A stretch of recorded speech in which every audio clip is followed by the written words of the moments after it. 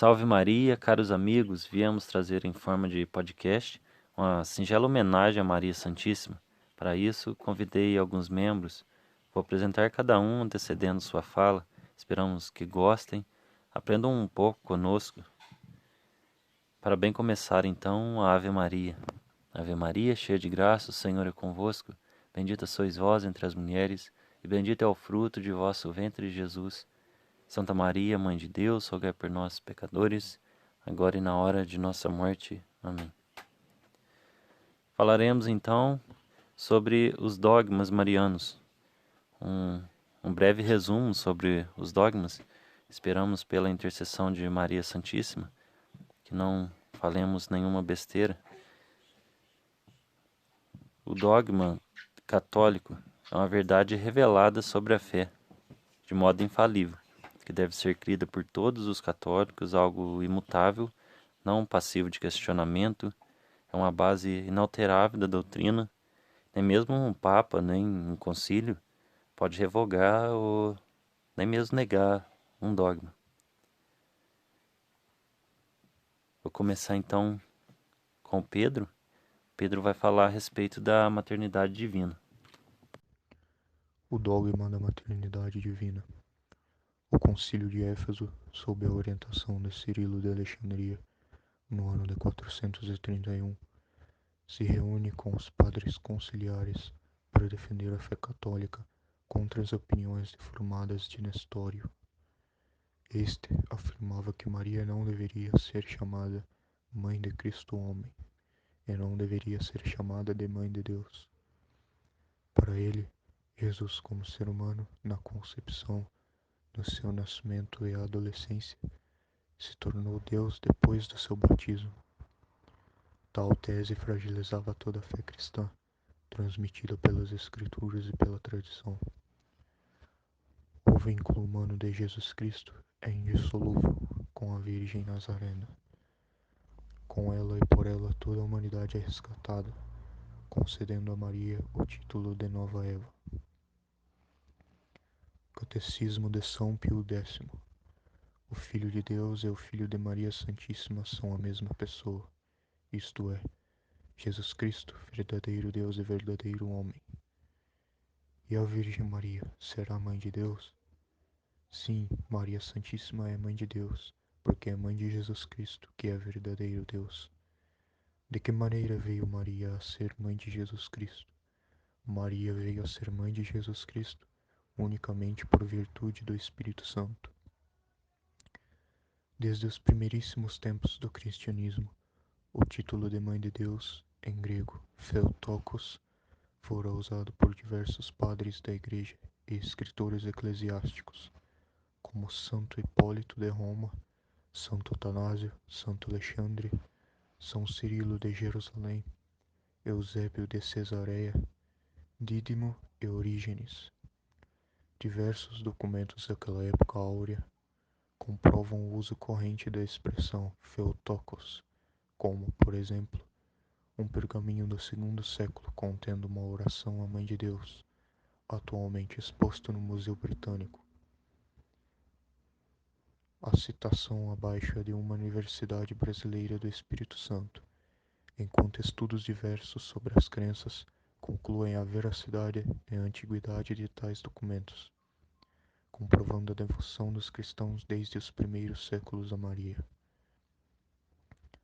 Ademais, examinamos as fontes que apresentam as primeiras manifestações de devoção mariana, expressas inicialmente nas pinturas da catacumba de Santa Priscila no século III, no alto relevo do sarcófago de Aldelfina no século IV e no coliridianismo do século IV, visando perceber a natureza e a forma como tais manifestações se apresentavam.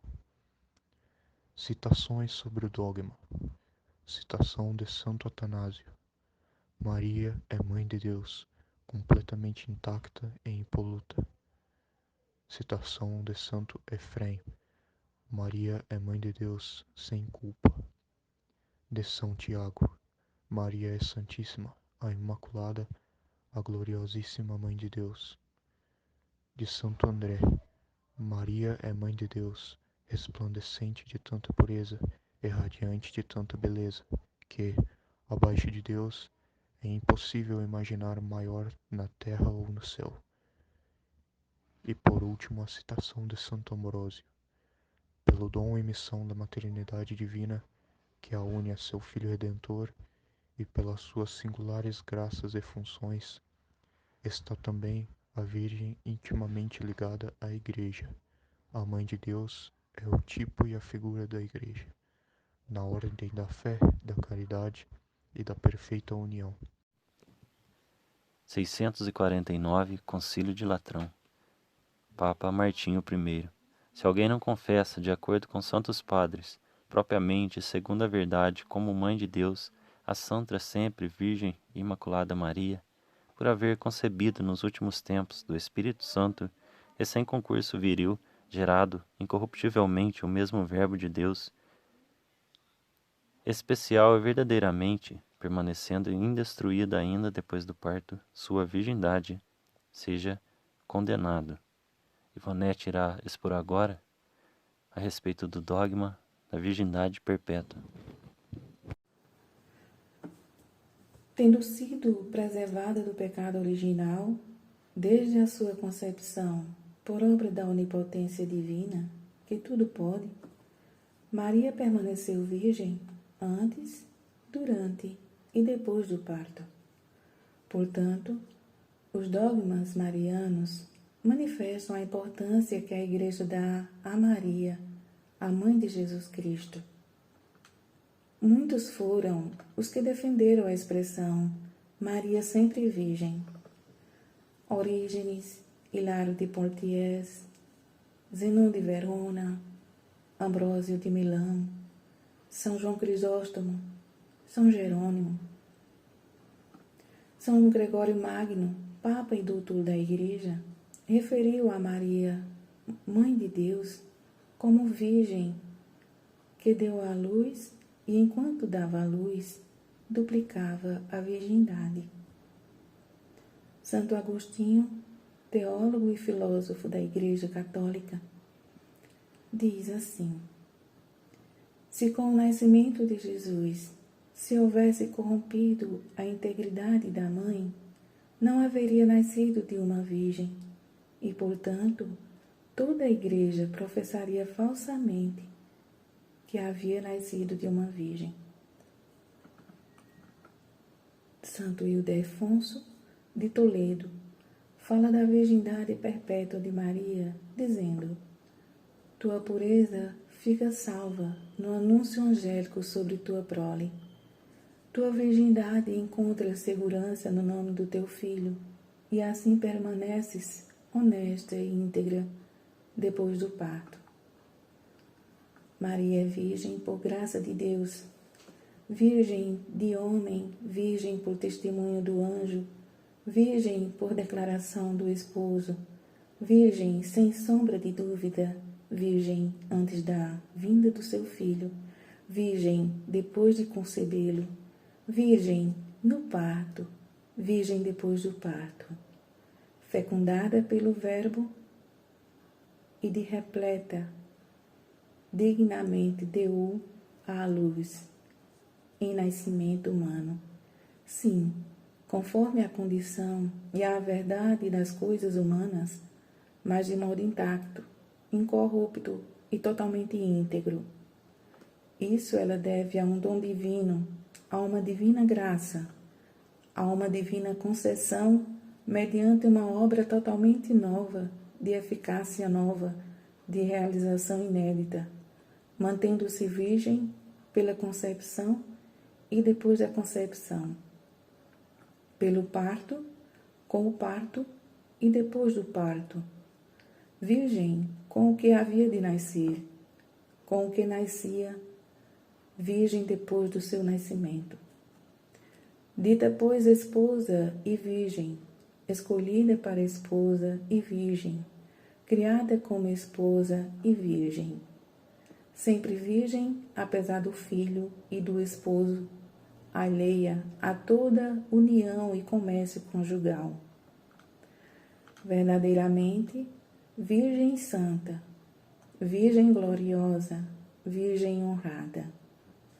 E após o nascimento do Verbo encarnado, após a natividade do homem assumido em Deus, do homem unido a Deus, mais santa e virgem ainda, santíssima, mais bem-aventurada, mais gloriosa, mais nobre, mais honrada e mais augusta. O Papa São Martinho I, no Concílio de Latrão de 649, proclamou: se alguém não confessa de acordo com os santos padres, propriamente e segundo a verdade, como Mãe de Deus, a Santa Sempre Virgem e Imaculada, Maria, por haver concebido nos últimos tempos do Espírito Santo, e sem concurso viril gerado, incorruptivelmente, o mesmo Verbo de Deus, especial e verdadeiramente, permanecendo indestruída, ainda depois do parto, sua virgindade. Seja condenado. O Papa São Martinho I define então a virgindade perpétua de Maria como dogma. Os dogmas marianos glorificam Maria. Ela é exaltada precisamente em sua insignificância e simplicidade, e é por intermédio dos insignificantes, dos pobres, como Maria e os que ela declara libertos, que o reino se torna realidade entre nós. Em toda a longa tradição cristã, os dogmas marianos concentram nossa atenção na glória de Deus que brilha sobre a Mãe de Jesus. Deus, em sua infinita bondade e amor por toda a humanidade pecadora, escolheu Maria e a fez virgem, sempre Virgem Maria. O Imério vai abordar agora a respeito da Imaculada Conceição. Bom dia, boa tarde, talvez até uma boa noite. Eu irei começar aqui a falar sobre o dogma da Imaculada Conceição. Para entender esse dogma, é necessário primeiramente saber o que ele significa. A Imaculada Conceição de Maria, assim como todos já devem estar acostumados, é referente à concepção de Maria. Ou seja, eu não estou falando aqui da concepção de Jesus, mas sim especificamente de Maria. Maria, a partir do momento em que é concebida, ela já é concebida sem pecado original. O que seria isso? A partir do momento não é que Maria nasce, mas sim que ela passa, digamos assim, a existir, ela já não tem mais o pecado original. Não apenas não tem, como também nunca teve e jamais teria.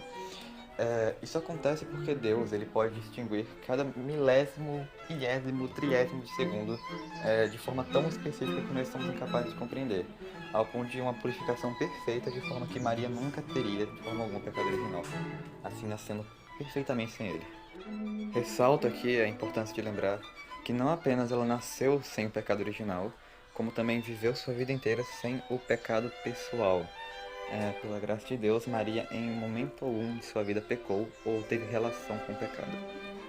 E eu gostaria então de lembrar inclusive das palavras de Santo Agostinho de Hipona, que dizia: devemos excluir a Santa Virgem Maria, a respeito da qual eu não gostaria de levantar qualquer questão quando o assunto é pecado. Ao longo da história, esse dogma percorreu, digamos assim, várias dificuldades, eu diria. Até porque ele só foi declarado dogmaticamente num tempo que eu diria até recente, ao longo de todo o período da igreja, até lá para 1800, eu acho, depois eu olho a data correta, os teólogos discutiam bastante sobre o assunto de se Maria seria realmente ou não seria realmente imaculada. Isso chegava às vezes a ser um pouquinho perdido, ou simplesmente ignorado.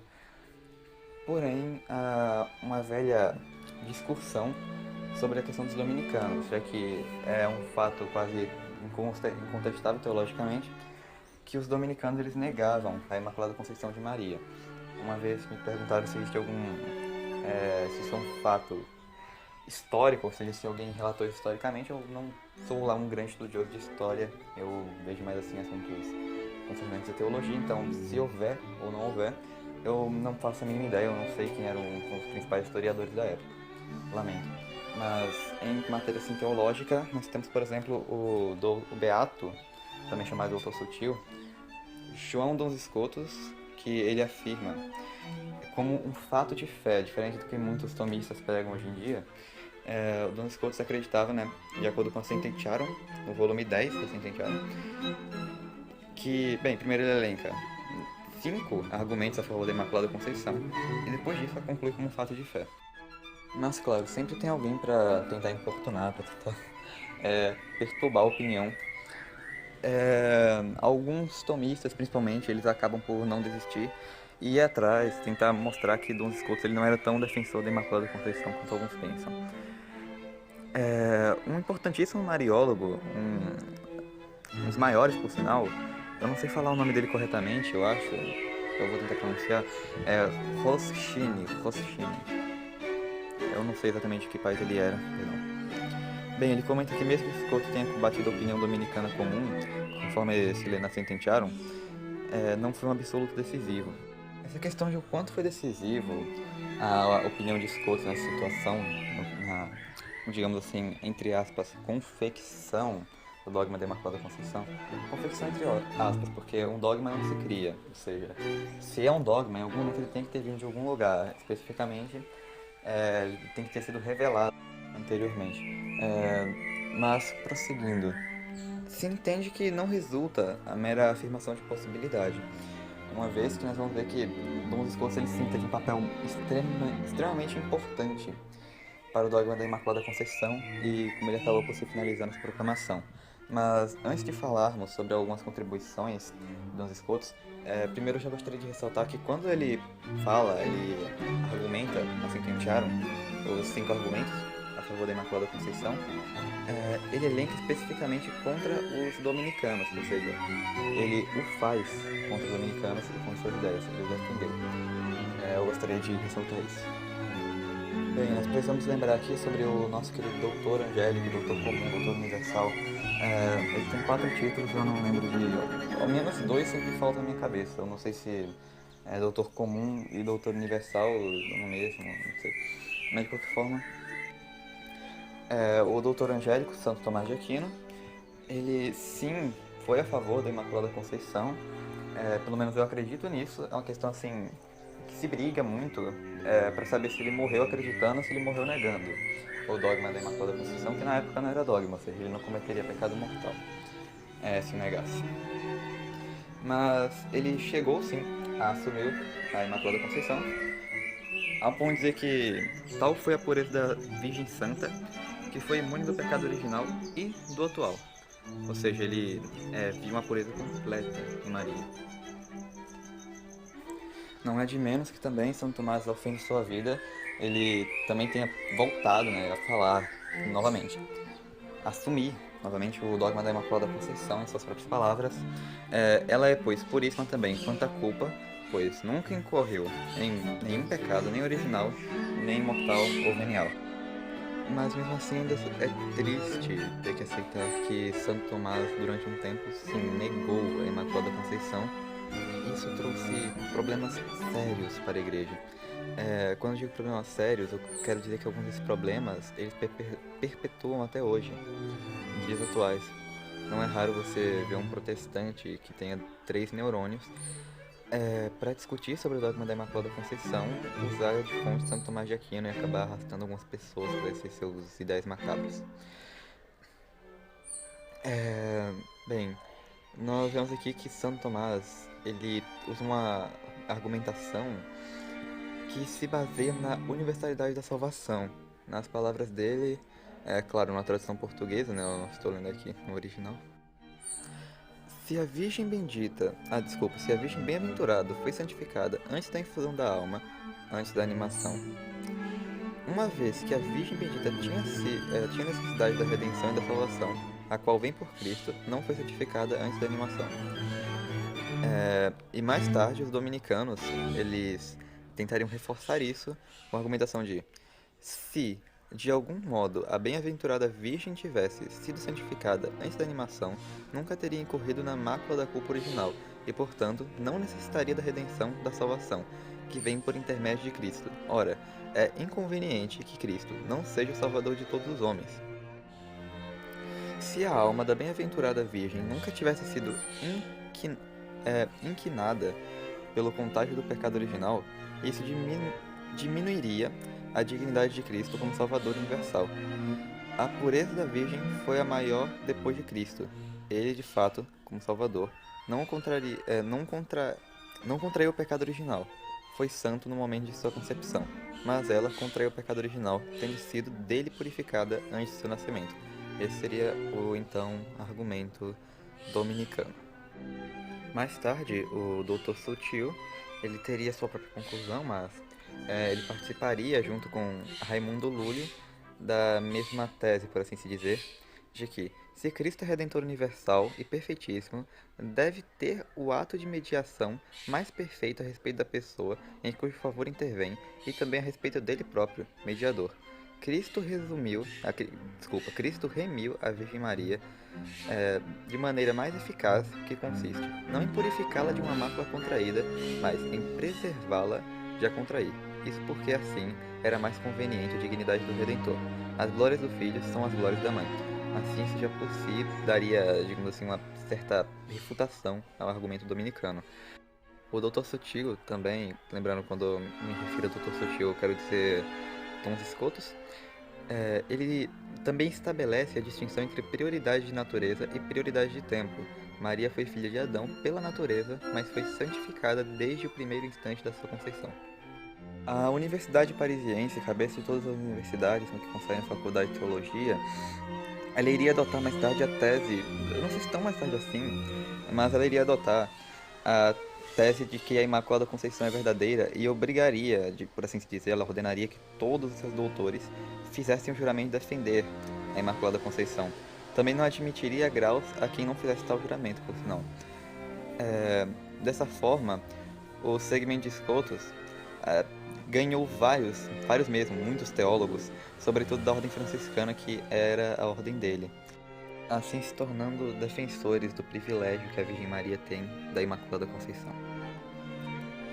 Na missa tridentina, o missal cotidiano, estou aqui com ele, uma das orações, aqui ó, quem tiver o missal cotidiano, 8 de dezembro, festa da Imaculada Conceição, temos aqui, Oratio. A oração que aqui nós encontramos, eu não estou acostumado a ler ela, então posso acabar travando muito na hora de ler, mas ela é baseada em uma oração do Beato, Dr. Sutil, Johann dos Scotus. Ó Deus, que pela Imaculada Conceição da Virgem preparaste aos vossos filhos digna morada, nós suplicamos que, assim como pela previsão da morte desse mesmo filho, e a preservaste de toda mancha, façais por sua intercessão que também nós chegamos à vossa presença, purificados de toda culpa pelo mesmo Jesus Cristo. Eu disse que ia travar um pouquinho, perdão. Vamos ver aqui, comparar a oração do Dr. Sutil. Ó Deus, que preparaste uma digna habitação para o vosso Filho pela Imaculada Conceição da Virgem Maria, preservando-a de todo pecado, em previsão dos méritos de Cristo, concedei-nos chegar até vós, purificados também de toda culpa, por sua materna intercessão, por nosso Senhor. É evidente para qualquer pessoa que as orações, elas são quase que a mesma. É como se você pegasse uma oração, mudasse um pouquinho do texto para ficar com palavras diferentes, jogasse lá e pronto. Eu poderia também aqui citar vários autores que ao longo do tempo tiveram como ponto de referência para falar sobre a Imaculada Conceição, obviamente o Beato Dr. Sutil, Dons Scotus. Porém, eu acho que já passei tempo demais falando sobre esse assunto. Então, bem, o argumento contra a Imaculada Conceição da salvação universal, digamos assim, a ideia de que ele atrapalharia de certa forma, que a Imaculada Conceição atrapalharia de certa forma que Cristo salvasse todas as pessoas, ou que ele fosse Salvador universal, isso obviamente já foi refutado, como já foi apresentado aqui. e sendo assim não há muitos argumentos bons fora disso. Na realidade, eu arrisco dizer que não há nenhum bom argumento fora disso. Os argumentos protestantes atualmente eles não são lá os melhores. Na realidade, quase sempre são cópias dos argumentos passados, usados várias vezes por católicos, por aí vai, porque protestante não sabe argumentar tão bem assim. Mas também alguns católicos hoje em dia usam alguns argumentos em defesa da Imaculada Conceição que são perigosos, eu não recomendo usarem. Como, por exemplo, a questão de simplesmente falar porque é uma verdade. Cristo ele não poderia ter nascido de uma mulher que tem pecado. Ele não poderia nascer de uma mulher pecadora. Mas isso é por seus próprios motivos. Quando um católico simplesmente faz isso, fala isso no meio do nada, sem qualquer tipo de base teológica para dar uma explicação, solta aquela impressão de que Maria ela também teria que ter passado pela mesma situação, ou seja, Maria teria que ter tido pais que não cometessem pecado, fossem imaculados, e os avós a mesma coisa, por aí vai. Eu não recomendo utilizarem desse argumento justamente por causa disso. O argumento verdadeiro desse assunto ele é muito mais profundo do que simplesmente jogar isso ao ar voando por aí. No demais, em 8 de dezembro de 1854, agora sim a data correta, o Papa Pio IX proclama a Imaculada Conceição como sendo um dogma na bula Ineffabilis Deus. Apesar de não parecer tanto, a maior parte dos protestantes ao longo da história, quer dizer, ao longo, porque atualmente os protestantes que temos são uma deformação completa de tudo quanto é heresia que você puder imaginar, não que antes tenha sido tão diferente assim. Os protestantes, os reformadores, chamados dessa forma, eles não eram tão negligentes com os dogmas e os ideais marianos quanto se pensa. Então, mesmo que eles vissem em algum momento algum tipo de sombra do pecado na Virgem Maria, eles não negavam a sua santidade em boa parte. Bem, especificamente os orientais, os protestantes eles não insistem tanto nisso até onde eu sei, principalmente os povão, porque eles, bem, não são lá os melhores em teologia, mas algum protestante teólogo pode vir a buscar nesse argumento algum tipo de resposta. E eu estou tentando falar aqui do argumento da santificação pelo Espírito Santo, ou seja, o Espírito Santo veio à Virgem Maria. Isso aqui nós estamos tratando sobre a concepção de Jesus no ventre maternal de Maria. Assim o Espírito Santo teria vindo já purificando Maria para que Jesus viesse. Essa santificação, por mais que ela possa parecer realmente dar alguma brecha para uma perdição da Imaculada Conceição de Maria, esse argumento se perde completamente quando nós pensamos que essa santificação ela se encontra no sentido de aproximação. Que aproximação seria essa? A aproximação porque agora ela foi remida de seus pecados? Não por remissão dos pecados, mas sim porque agora ela teria exatamente o próprio Deus encarnado junto dela. Ou seja, essa santificação, essa aproximação seria no sentido de uma aproximação de Deus, uma proximidade tão grande, mas tão grande, que ela se tornaria a própria mãe de Deus. Ou seja, um protestante que usa esse argumento acaba voltando-se contra si próprio, ao nível em que usa. Nós temos vários pais da igreja que voltam-se à Imaculada Conceição. Claro, alguns se voltam contra a Imaculada Conceição em vários aspectos, no que concerne a completude do dogma, digamos assim, porque eles acabam por atrasar, de certa forma. Isso nós temos exemplo Orígenes, que na minha visão acaba por dar um certo atraso à Imaculada Conceição, como sendo um dogma perfeito, ou seja, acabam trazendo alguns problemas para a igreja se resolver o que eles queriam dizer, se era uma opinião popular ou impopular, por aí vai. Enquanto nós temos outros, acredito eu que até mesmo a maioria, que se volta pró da Imaculada Conceição, esses pais da igreja. Nisso nós temos, por exemplo, Teodoto, que em sua sexta homilia, pelo menos, é o que me parece ser, ele descreve: Virgem inocente, imaculada, sem defeito, intocada, imaculada, santa no corpo e na alma, como uma flor de lírio, surgente entre os espinhos, sem instrução, na maldade de Eva, sem nuvens pela vaidade feminina. Mesmo antes da natividade, ela foi consagrada ao Criador, santa aprendiz, convidada no tempo, discípula da lei, ungida pelo Espírito Santo e vestida com a graça divina, como um manto divinamente sabia em sua mente, unida a Deus em seu coração.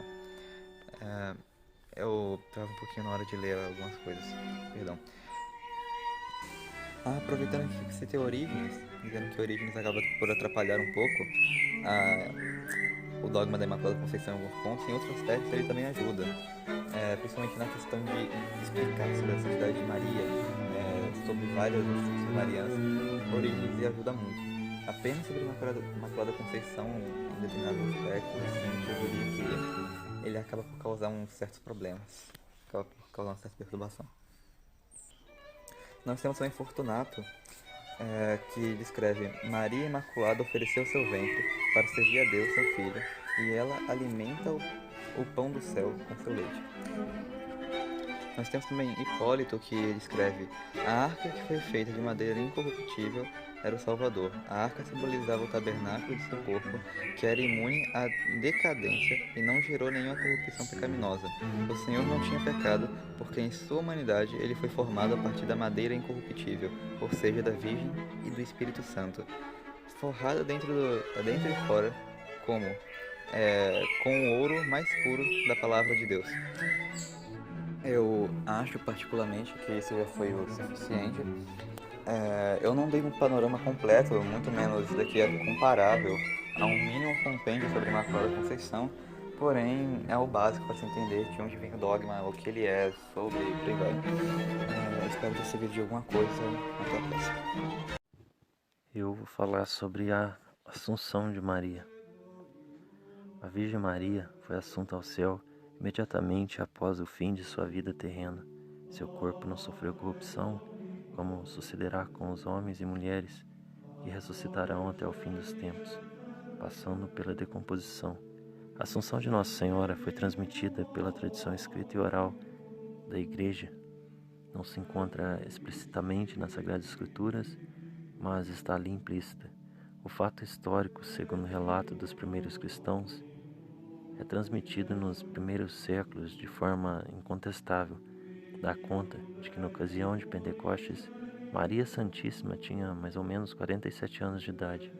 Depois deste fato, permaneceu ela ainda 25 anos na terra para educar e formar, por assim dizer, a igreja nascente, como outrora educara e protegera Deus Filho em sua infância. Terminou sua missão neste mundo com a idade de 72 anos, conforme a opinião mais comum. Diversos santos padres atestam que os apóstolos foram milagrosamente levados para Jerusalém na noite em que precederia o desenlace da bem-aventurada Virgem Maria.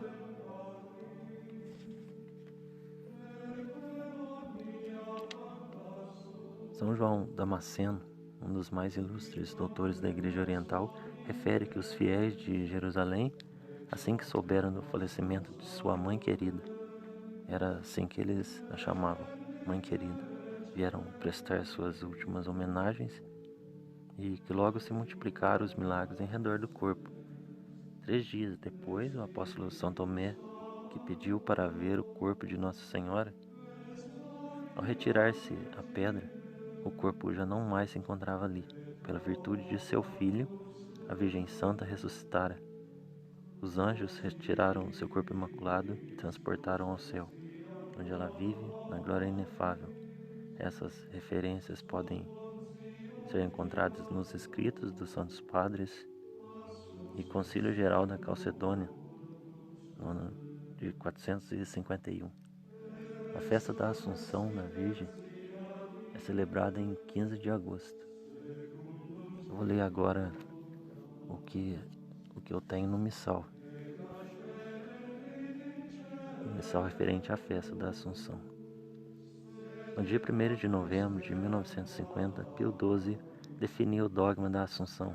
Proclamava assim, solenemente, que a crença segundo a qual a Santíssima Virgem Maria, ao terminar a sua vida terrestre, foi elevada em corpo e alma para a glória do céu, faz realmente parte do depósito da fé recebida dos apóstolos. Bendita entre todas as mulheres, em razão da sua maternidade divina, a Virgem Imaculada, que tivera desde a sua conceição o privilégio de ser isenta do pecado original, Não devia jamais conhecer a corrupção do túmulo.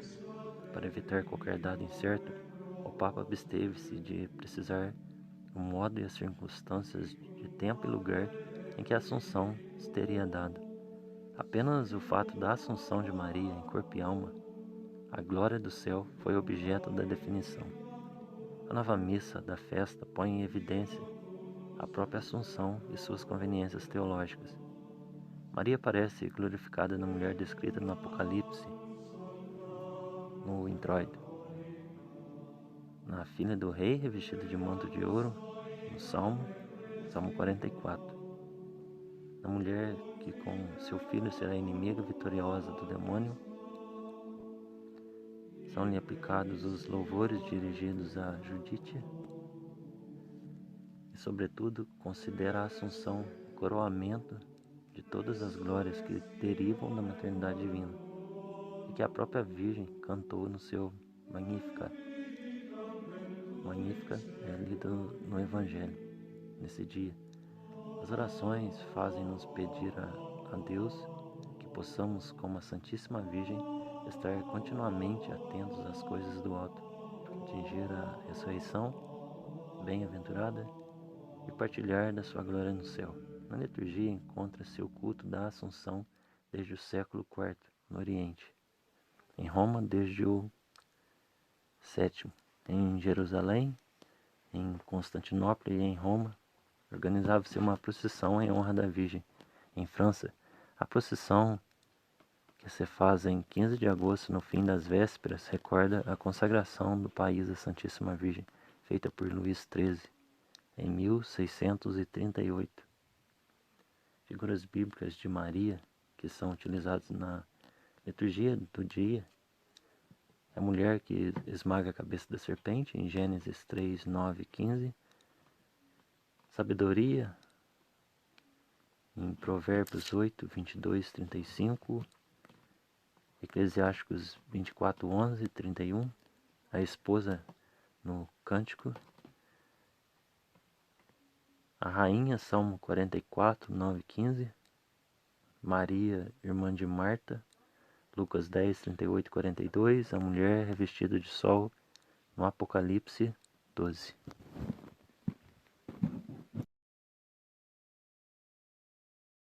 Muito obrigado, Emério, muito obrigado ao Pedro, a Ivonete, muito obrigado a você que ouviu até aqui.